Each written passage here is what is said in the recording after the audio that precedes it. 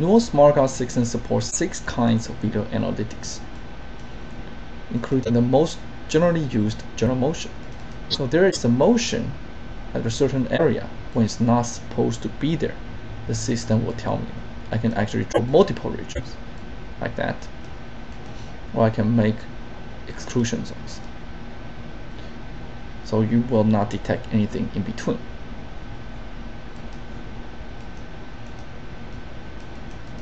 Now, other than general motion, we also support something called foreign object.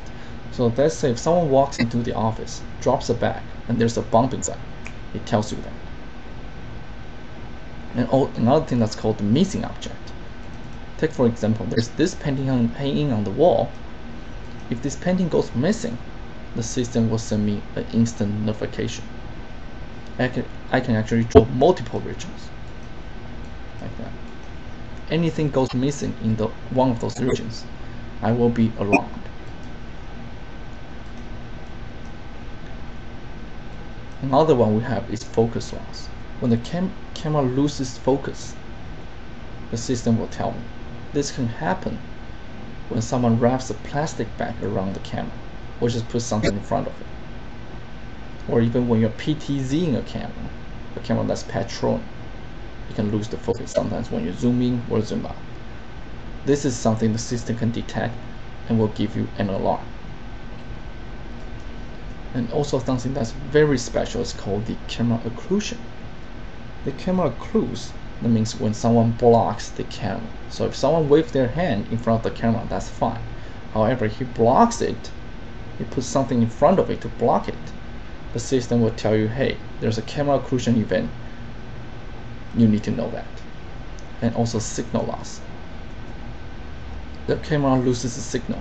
This is very important when you are setting up IP cameras, because this does happen, and this can be a critical event.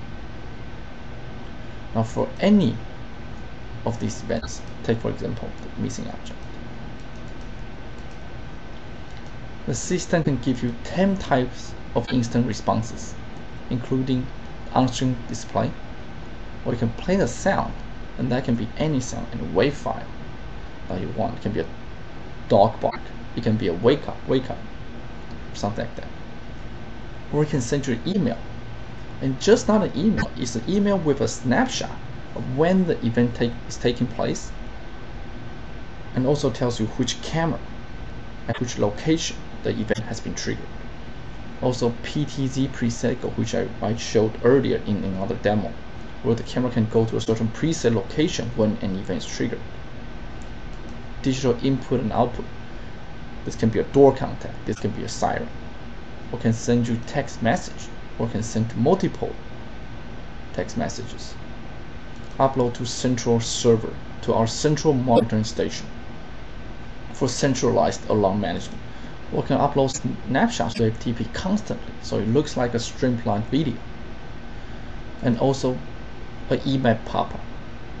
So this is very useful when you have a larger installation. Let's say you have a 60 camera job. It goes in there, you install everything. You're done, you walk out. Your customer goes to the system and sit down and start monitoring. All of a sudden this alarm pops up, and he doesn't know where that camera is and what it is actually looking at. With this EMAP, the operator can actually tell, hey, is that the front entrance, or is that the back entrance? Is that the garage, or is that the basement? So this is something that is also very useful. Now, other than the 6 types of video analytics and 10 types of instant responses, we also offer something very special in point of sale system. You can look for a number value, or a certain word, such as void. So when there is a void event, the system will tell you. Also digital inputs. This can be a door count.